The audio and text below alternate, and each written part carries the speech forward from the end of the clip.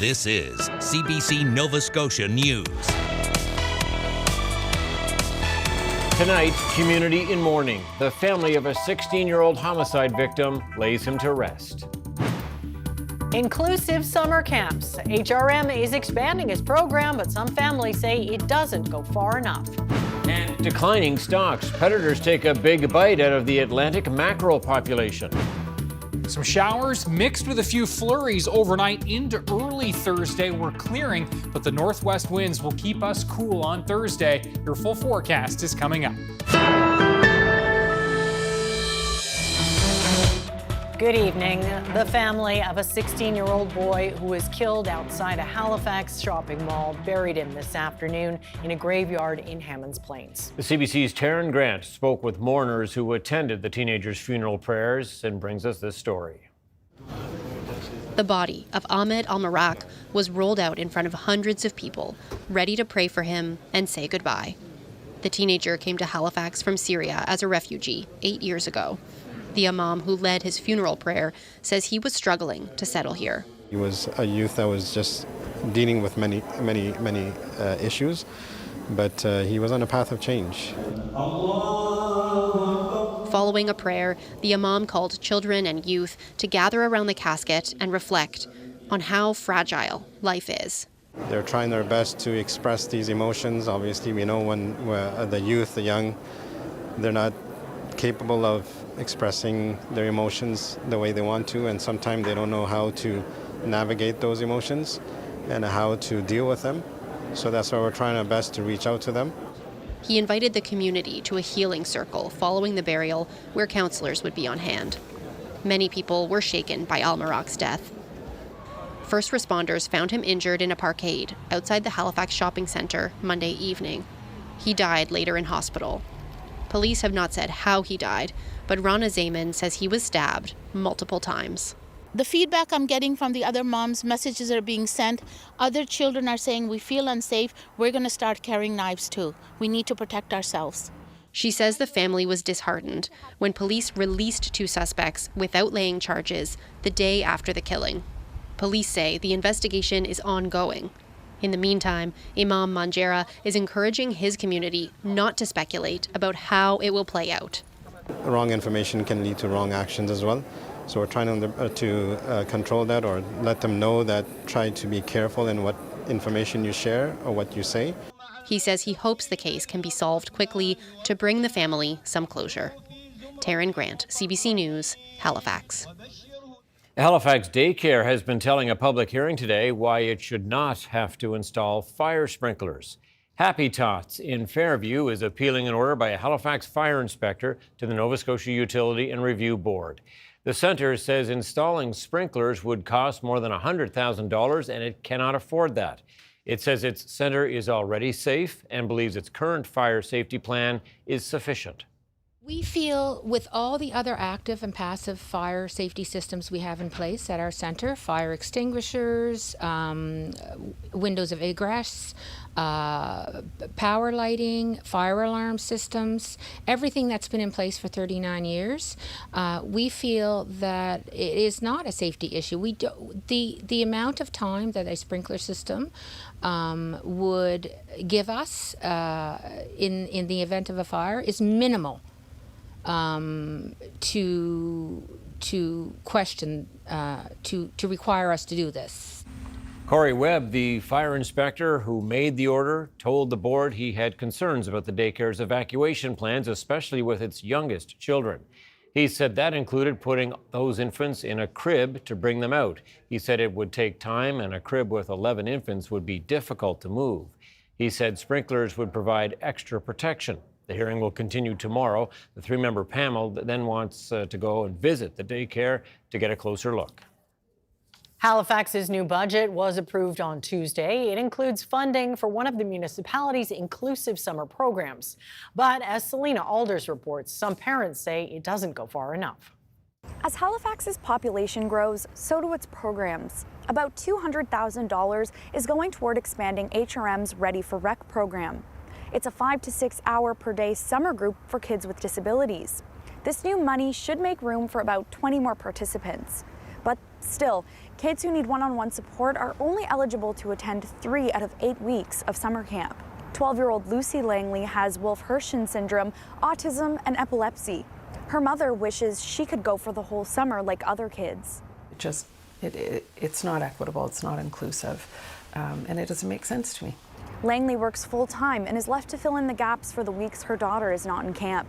That means taking separate vacation time from her husband so they can take turns looking after Lucy, or paying out of pocket for respite care. It shouldn't be a stressful burden on parents like me during the summer to be, scraping and scrounging to find care for our kids. There is a significant amount of families, 2-income families that become 1-income family in the summer. People that become part-time employees as opposed to full-time. Keith Lawler's son, William, has severe autism and, like Lucy, enjoys the inclusive camps. To know that they're not getting what every other kid has, it makes me feel less than. I don't know what the answer is as far as funding, but I know they need to look at more than $200,000. That's a totally inadequate number.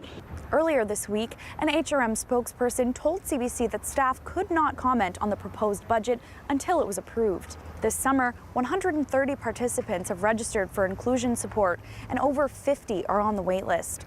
That's up from 117 inclusive requests in 2023. In a recent council report, staff determined that even offering 1 additional week for kids with disabilities would require large increases in staffing, wages, and capacity, and therefore would not be feasible this year. Selena Alders, CBC News, Halifax. Nova Scotia's second pallet village is expected to be open within the next few weeks. 20 temporary shelters will be set up next to the Valley Regional Hospital in Canfield. The Department of Community Services says the units have been shipped and the site is currently being prepared. The Open Arms Resource Center will be overseeing and providing services to those who live at the Tiny Meadows community. Preparations are also underway for similar shelter communities to be set up in the Cape Breton Regional Municipality as well as in Halifax. Community Services says as of right now, there are 19 people living in the shelter community in Lower Sackville. There's been an overwhelming demand for immigration applications for jobs in the food and accommodation sectors. Like other provinces, Nova Scotia is now pausing the process, focusing instead on healthcare and construction workers' applications. Daisy Dong is with All Lane Immigration, which helps immigrants apply. She says the government's change is causing problems for some of her clients. I think it's very unfair to people like international graduates who graduate from colleges and universities in Nova Scotia and then try to settle down in Nova Scotia, find a job and trying to settle down, and now they're just have to go somewhere else. I'll talk to Daisy Dong about the impact this government change will have on the restaurant and hotel sectors. That's our Newsmaker interview just after 6:30. The leader of the Conservative Party is facing questions after videos circulated showing him meeting with participants at a carbon tax protest camp at the Nova Scotia-New Brunswick border, using vulgar language to describe the Prime Minister and his policies. The CBC's Kate McKenna reports, but before we begin, a warning to viewers. The story contains some profane language. 23 days we've been here. The leader of the Conservative Party of Canada meeting with protesters at an encampment in the Maritimes. No, we were just going along the highway. I had heard about you guys on the news. Anti-carbon tax protesters camped out for weeks showed Polyev how they're crashing in the backs of vehicles. And you sleep back there. That's your little dog. That's my little dog. Polyev says they've got the people's support. Everyone's happy with what you're doing. And had blunt criticism for the Prime Minister. People believed his lies. Everything he said was bullshit. But some of the same protesters have been involved in protesting at the New Brunswick-Nova Scotia border for years, originally about pandemic public safety measures. At least one F. Trudeau flag was visible in the video. And so when I axe the tax, then you guys are going to be able to go home. Every politician has to make choices about what kind of leader they want to be. Today, the Prime Minister made the link between those protests and extremists. Are they a kind of leader that is going to exacerbate divisions, fears, and polarization in our country, make personal attacks, and welcome the support of conspiracy theorists and extremists? He also called on Poilievre to denounce a recent endorsement from Alex Jones, a right-wing commentator who called the Sandy Hook school shooting a hoax. The fact that Pierre Poilievre hasn't stood up to condemn that endorsement, the fact that he continues to encourage the kind of divisive approaches to Canada that I don't think Canadians want to see, really shows that he will do anything to win. In a statement, Poilievre's spokesperson distanced his leader from the endorsement, but didn't outright condemn it, saying, "We do not follow the individual you mention or listen to what he has to say. It is the endorsement of hardworking, everyday Canadians that Conservatives are working to earn." Poilievre's office defended his visit to the protest, saying the Conservative leader made the stop because he's a vocal advocate of scrapping the carbon tax. Kate McKenna, CBC News, Ottawa.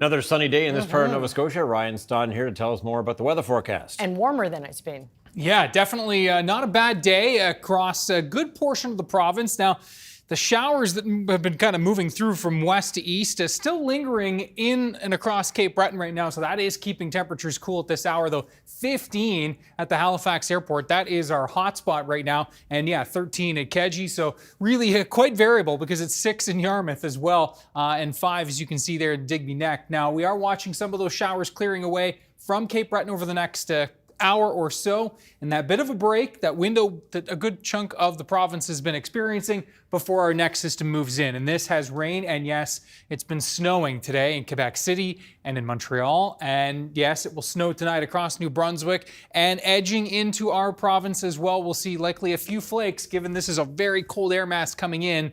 And yeah, so we'll time that out in just a sec. You can see for tomorrow, a couple of lingering flurries from basically the Colchester-Cumberland area, edging Truro, across the Northumberland shore and into Cape Breton.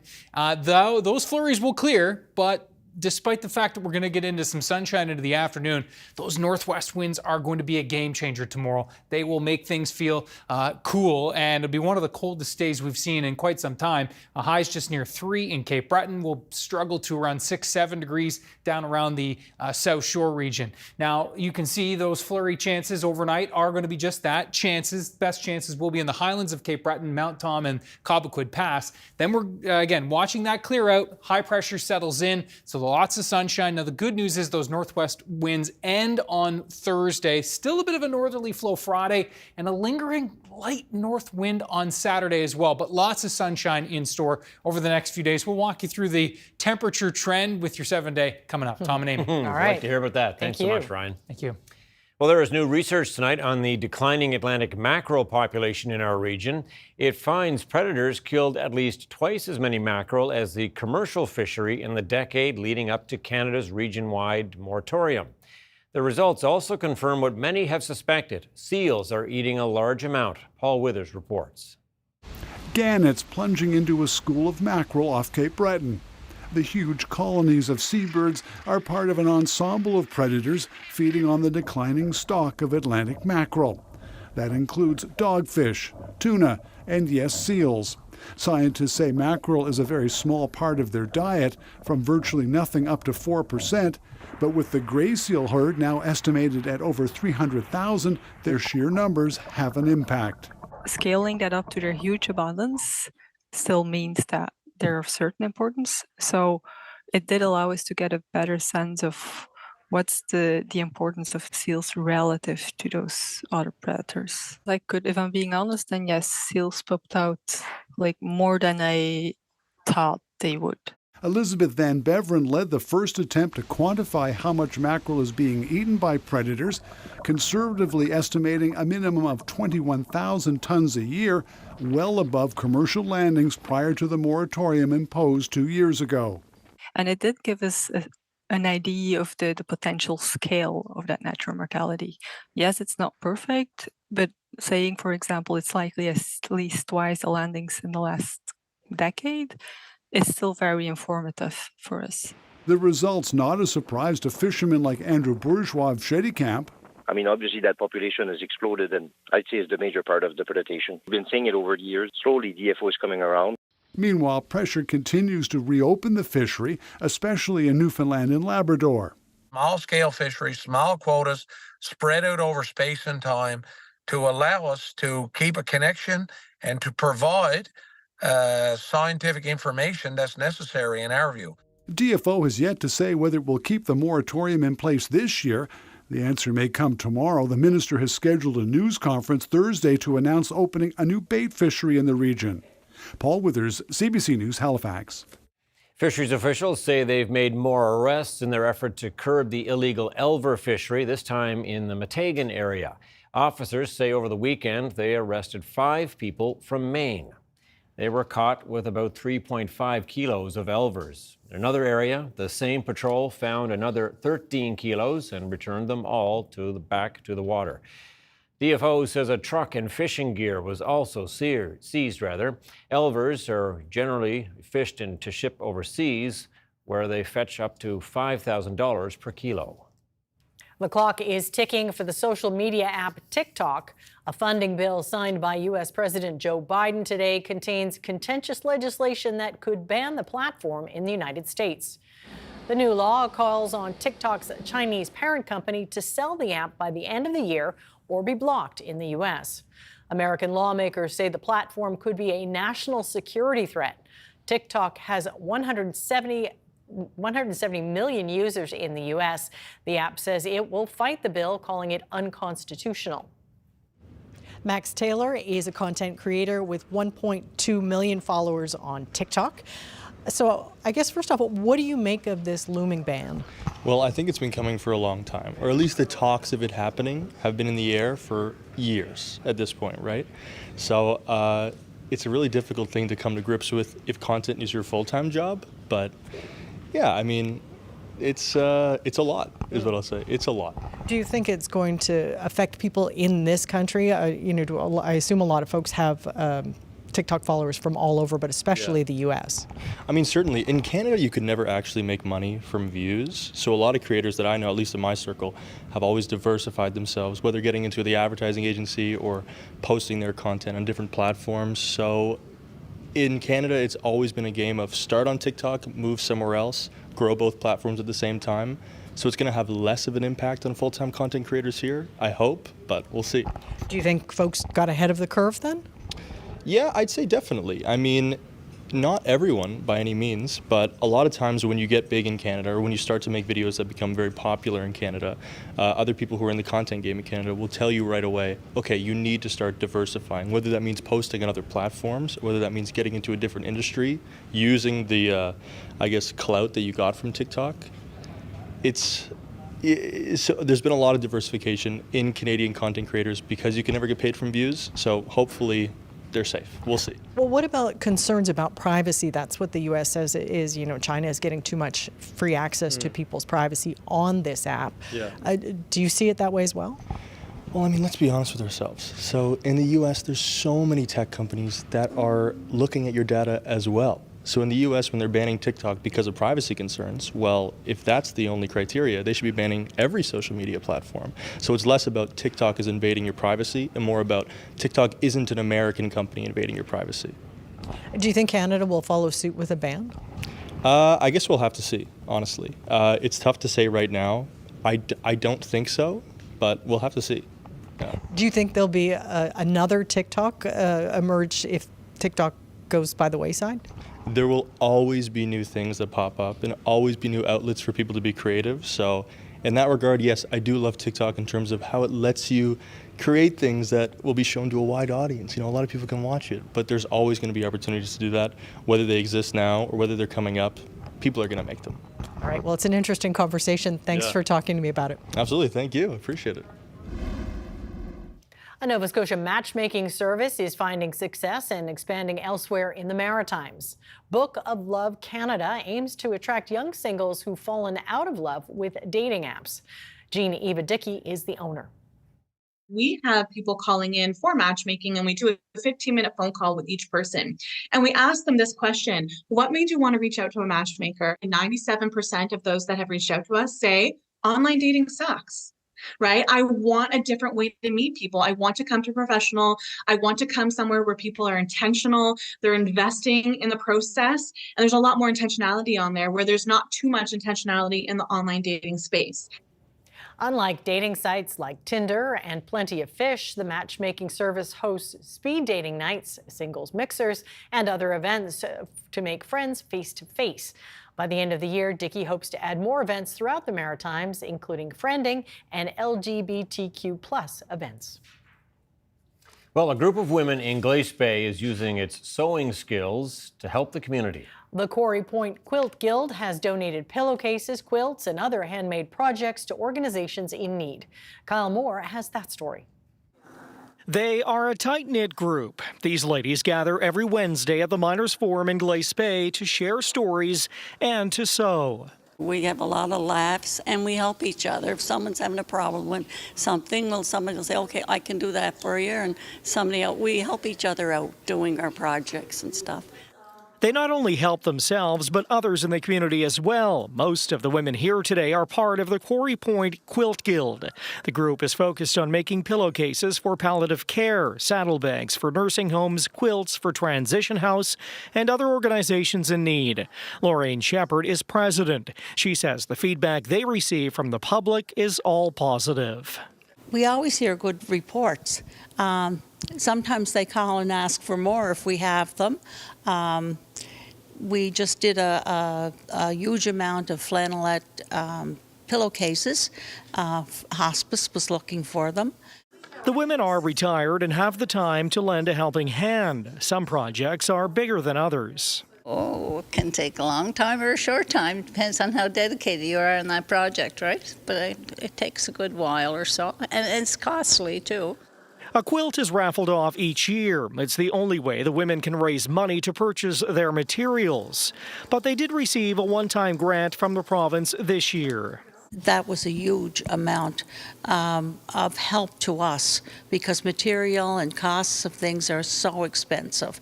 And so we were able to deliver a lot a couple of weeks ago. The Quilters Guild has been together for more than a decade with more than 20 members. Over that time, friendships have been made and many creations for comfort to those in need. I enjoy doing it. I enjoy the being with the other ladies. I enjoy the sewing, and we learn a little bit, and it's the gift of giving. And I really feel a lot of pride in that. Using their skills while helping their community. Kyle Moore, CBC News, Glace Bay. And their handiwork looks pretty darn Isn't that good too, pretty? doesn't it? That's it for that first part of the show. First quick break on the way. Stay with us. Yes, we have a lot more to come on CBC Nova Scotia News. In the U.S., campus protests over the war in Gaza continue. At New York's Columbia University, protests remain a flashpoint. A troubling trend among Ontario police officers who are suspended from the job show 1/3 of cases being linked to gender-based violence. And Ryan's up next with his full weather forecast. We're back after this.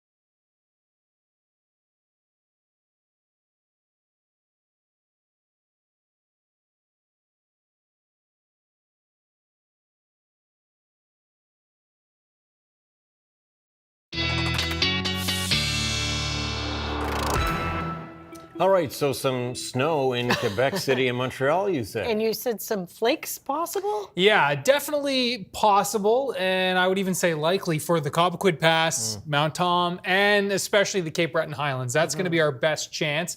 But I don't really think that we're going to be seeing accumulation on this end, except for the Highlands and Cape Breton. That'll be, that's another world there, as we know, especially in the higher terrain areas. But let's have a look first in Cape Breton, and this is Bedeque. And yeah, despite the mainland having cleared out quite nicely today, the showers have been lingering for you folks in Cape Breton, and temperatures right there right now around 4 degrees with those showers kind of hanging out. The cloud cover still hanging out as well. Now the back edge of that is starting to move out now. You can see 3 in Sydney, 5 at Cheticamp, 9 Antigonish, 15 still at the Halifax airport. With that little bit of sun, it really makes a difference this time of year. And the winds are from the right direction, currently from the southwest, and that is helping to bump those temperatures up for inland areas away from that Atlantic coastline. Some gusts upwards of 30 kilometers per hour in the east. And as we look at that latest radar, you can see that rain working its way out of Cape Breton at last check. There's the sun that's been breaking through across the mainland. And yeah, likely even a couple of spits of showers starting to edge their way in, perhaps not making their way down to the ground, but at least moving into the Bay of Fundy region. Wider spread showers still off to the west. The bulk of the precip will be to our north tonight, but we will get into this line here that will bring the showers and yes, the possibility of a few flakes mixing in, given the fact this is a pretty cool air mass for this time of year. You can see down to -1 in Quebec City at 5 o'clock local time. So that is just a sign of how cool this air mass is.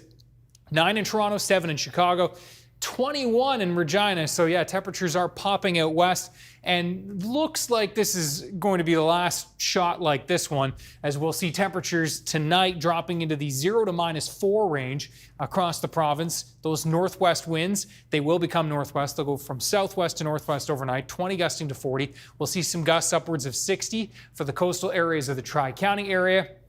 Let's time it out. So showers ending for Cape Breton. There's that line that comes through overnight, pretty quick mover from west to east. And there's the possibility of a few flakes. And given the cool air aloft and those steadier showers, we'll see some of those flakes mixing in over higher terrain areas. And again, isolated flake chances into tomorrow morning by 6 a.m. We're pretty much done. Lingering chance right here in the northeast, and then off to the races with the sunshine for tomorrow. Temperatures are going to struggle, though, in that northwest wind. No doubt about that. We'll be near 1, Cheticamp down to Inverness, Port Hood down through Port Hawkesbury, likely near 3, including the Bredora Lake area, and through Sydney. Maybe 4 in Richmond County, 5 down through Canso towards 7 in Sherbrooke, and then we'll be looking at that cool flow, maybe 7 inland for places like New Glasgow. But it's going to be definitely one of those days where we're pretty much all parked in the mid-single digits, and that northwest wind will make it feel even a little bit cooler than that. Now, Friday, high single digits, some low double digits down through the southwest, a lighter northerly flow, but still a northerly flow nonetheless. And that sets us up for the weekend. And we've been talking about, again, the area of high pressure that's going to be overhead. That has not changed. What has changed is that high is going to be anchored a bit further to the west. Why that matters is because, again, the air moves around high pressure in a clockwise motion. So with that high anchored to the west, we're still into that northerly flow on Saturday. So that is going to impact our temperatures. Looks like the northeast coast, Cape Breton will likely be capped in the high single digits with some low double digits, maybe some low teens down towards the South Shore region. More widespread warmth, double digits and low to mid teens on Sunday. Still looking bright. Clouding up Monday, isolated shower chances. But again, we should be around 10 degrees this time of year, so that is still a pretty solid looking 7-day forecast. Tom and Amy. Yeah, not bad at all. Yeah. Okay, thanks so much, Ryan. Thank you, Ryan. Thank you. Well, up next, I'll talk with an immigration consultant about a freeze on immigrants applying for restaurant and accommodations jobs in this province. That's our Newsmaker interview. Please stay with us. You're watching CBC Nova Scotia News.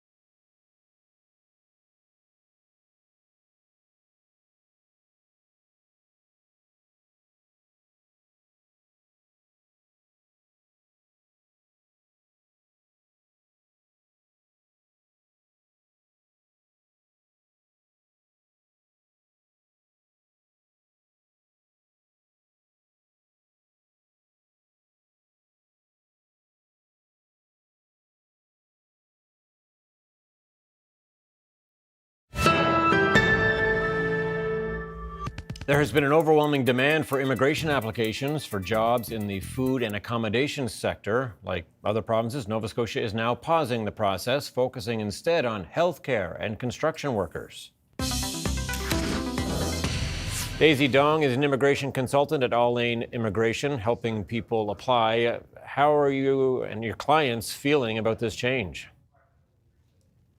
Okay, so my clients, lots of clients like who retained me are impacted by this policy, and other people who are just from the street or from social media are impacted by this policy and come to me. So because this policy was announced on April 17th, 2024. So that day, from 2 p.m. to 2 a.m., I didn't leave my office, just answering phone calls and answering questions from people who are impacted. And it continued for 4 days. And what do people want to know? They want to know if they're impacted, and they want to know how long the pause would be, or if it's like forever. And they want to know what they can do afterwards. Yeah, people are being told that the government is changing course here a little bit because they're trying to fill more healthcare and construction positions. How do you feel about that approach? Okay, I think it's okay if they are trying to fill, they're going to save space for more critical sectors such as healthcare and constructions. But I think it's also extremely unfair to people who are already working in the food service sector and accommodation sectors, because they are working there for probably 1 year, 2 years. They're just trying to get their provincial nomination and then permanent residency. Suddenly they're told they cannot get, so they have to leave the province to find some more opportunities elsewhere. So I think it's very unfair to people like international graduates who graduate from colleges and universities in Nova Scotia and then try to settle down in Nova Scotia, find a job and trying to settle down, and now they're just have to go somewhere else. And so what impact do you think the freeze will have on the restaurant and the hotel sector? Yes, I think it will be a big impact because it's almost May, and then Nova Scotia is about to enter tourism season, and which is very significant industry in Nova Scotia, plays important role in the economy. And this year, with the severe inflation take place, people already try to not spend too much money in the restaurant. So it's already very bad for the restaurant. And then most of the restaurants are small businesses. They cannot provide stable jobs, income. And so it's very hard for them to recruit employees. And without the government support, it'll be even harder for them to get people to work. So I gather there are still some applicants for the hotel and the accommodation sector in the pipeline, so to speak. So some people will still be approved. Is that right? Yes, because after this announcement, I've already talked to the staff in Nova Scotia Immigration Office, and they said that people who already submit applications were not affected by this policy. So I think they have some applications in the pipeline, so these people will not be impacted. So do you have any sense of how much of a drop-off there will be in terms of applicants willing, ready, and able to join the restaurant and the hotel sector? It's hard to say. People who whose work permits are about to expire will definitely leave this two industries immediately, because they have to find a job in another industry. I guess probably 10% will stay. Mm-hmm.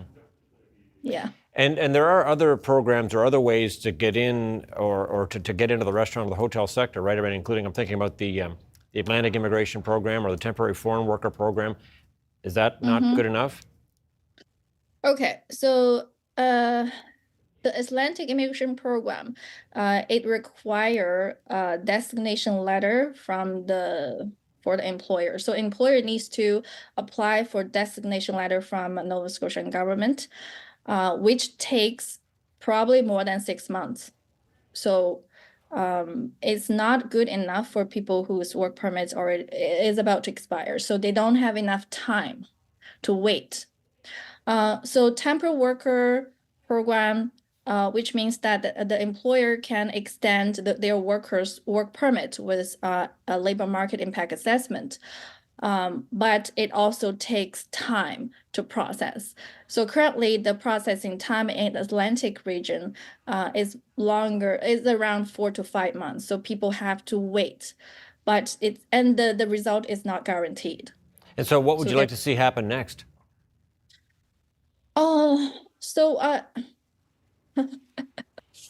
I just wish the government can try to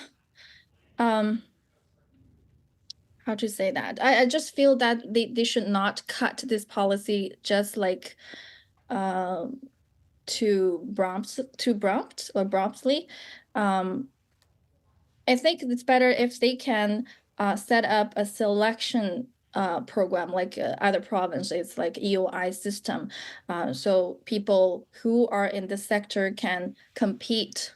They still have chance to get permanent residency, but they have to compete. Like if they are graduated in Nova Scotia, they will get higher score. If their English is better, they can get higher score. I think that's more fair. Mm-hmm. All right, Daisy Dong, I appreciate your time. Thank you very much. Thank you.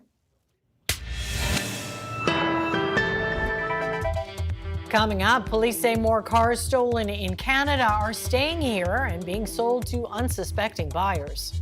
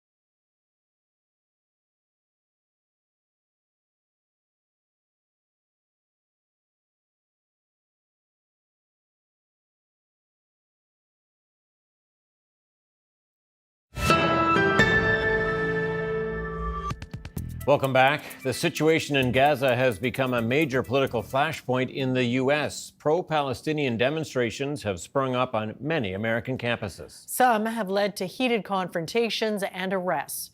A group at Columbia University in New York is refusing to disband. The CBC's Chris Reyes has the latest. We are on campus at Columbia University at the entrance of what is called the Gaza Solidarity Encampment. I just want to pan to this banner to give you a sense of their mission statement. Essentially, they're asking the university to cut all ties with Israel, including any funding or academic links. Today it's calm and peaceful, but it has been a fiery flashpoint in the intensifying divisions in this country over the Israel-Hamas war. The university's president has been accused of losing control of the campus. The NYPD has been brought in, which has led to hundreds of arrests. The school has moved to hybrid classes, so students have been told if they don't feel safe on campus that they can take online classes. We're told that school administrators are right now meeting with those who run this encampment about next steps. A rabbi linked to the school sent out a message to Jewish students saying that they cannot guarantee their safety. The campus is surrounded by barricades, a lot of police presence. This is normally a campus that's open to the public, but right now there's only one gate that's being used, and you have to be a student or a staff to get in. You have to show your ID. We tried to talk to many people who were coming in this morning. They were very hesitant to talk to media, but those who did share their opinions had some very raw emotions to share. Have a listen to what they said. I'm Jewish myself, and I find it incredibly offensive, some of the anti-Semitism that I'm seeing on campus. There's an ongoing genocide of the Palestinian people, and Columbia doesn't want to remove its complicity from the situation.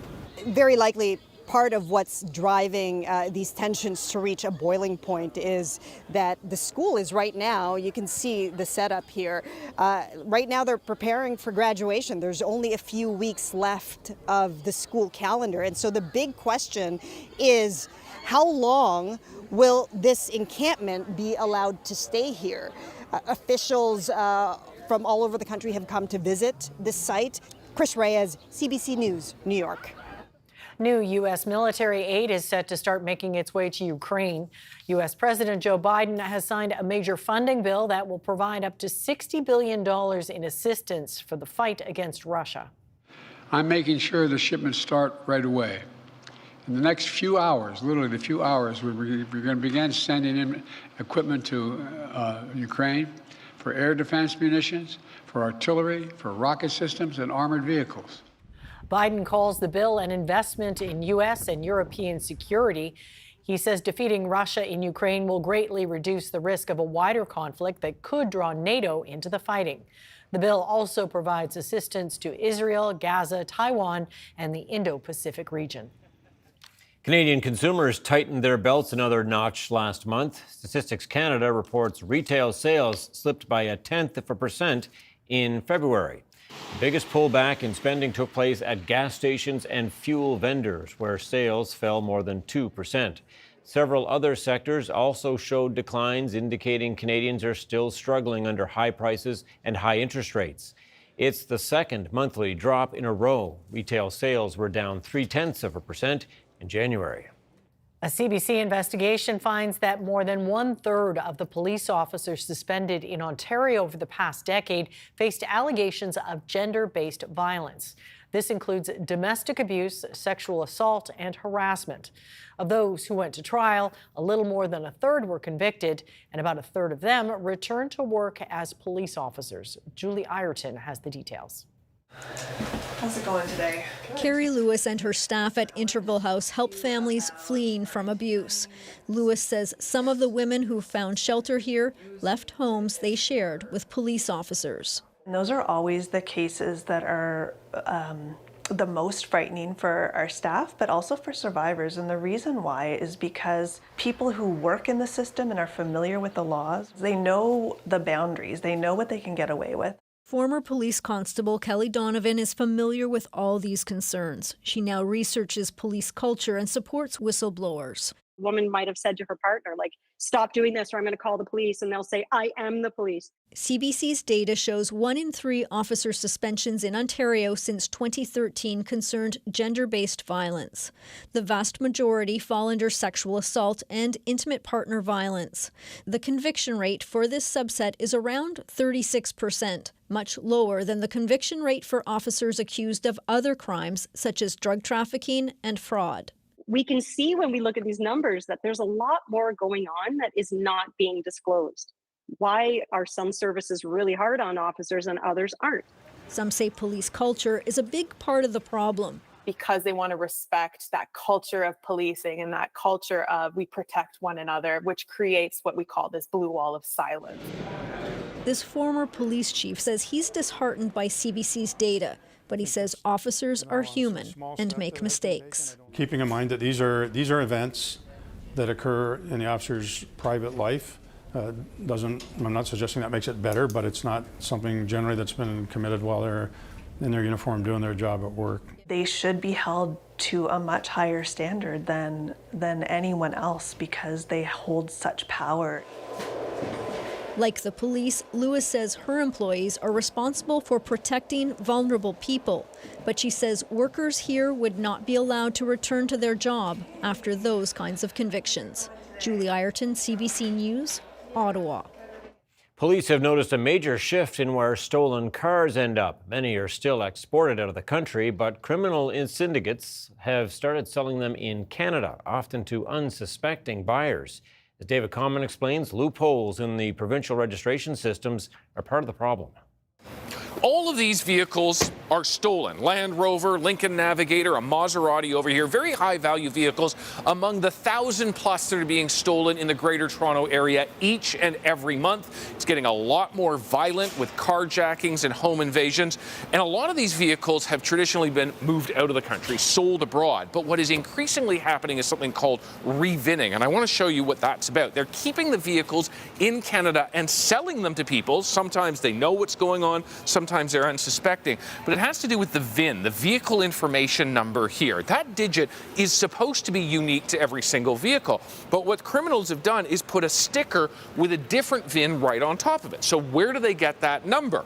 They get it very often from a vehicle that's been totaled that is very similar to the original one, or a vehicle that is on the road and registered in another province or U.S. state. And you may sit there and say, how is it that two vehicles with the same VIN numbers can be on the road? That shouldn't happen, and it shouldn't. But government registration systems don't actually talk to one another. So here in the region of Peel, just north of Toronto, officers have been focusing on revinning because it is exploding in number. And what they have found is a number of arrests of individuals. We were present for one of them, a 24-year-old who was arrested facing 168 counts of criminal charges. And it is alleged that he was getting these forged VIN numbers and then moving on to dispose of these vehicles. They point to his social media where there are people thanking this individual for getting them great deals on vehicles. I told him I got my money up, I need plates, I need a car, and he got it just like that. You give me your cash, you got your car, you on the road. You ain't gotta go to Service Ontario, you don't gotta do no running around. Again, another fraudulent VIN, and this is happening increasingly in part because of these loopholes that exist in the registration system. So police, insurance, and other officials are saying this needs to stop. Yes, attack the problem at export at the ports, but that's not the only problem. That the revinning, keeping stolen vehicles in this country and selling them, that is increasingly a challenge. David Common, CBC News in Brampton, Ontario.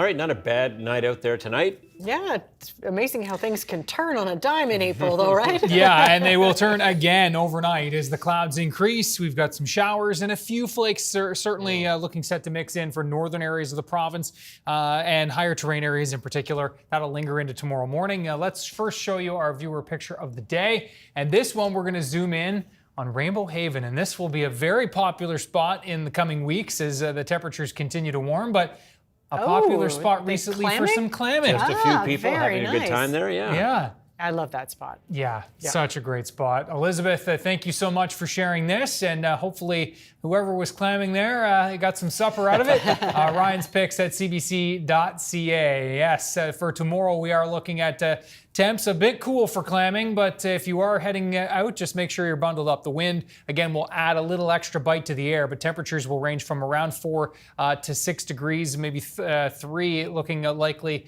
about as warm as it will get for Cape Breton. Temperatures on Friday looking set to range between around 7 to 10 for most of the mainland, closer to 5 to 7 across Cape Breton. And again, we were talking earlier just about the placement of that high on the weekend and the fact that it is going to be a bit further to the west, and that northerly wind will linger into Saturday. And so that means that temperatures will be mild, but not quite as warm as they will get once that high moves right overhead on Sunday. All right, thanks for that, Ryan. Well, Emmanuel Macron's success in the political arena is a matter of debate. But the French president's skills on the soccer pitch are indisputable.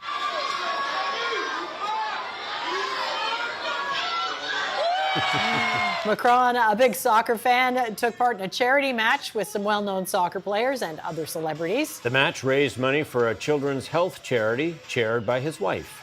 The event was also intended to boost national spirit ahead of the Summer Olympics in Paris. What do you think? He's got game or what? Yeah, He looks sure like does. it. That's it for us tonight. Thanks so much for watching. We'll see you next time. Good night. Good night.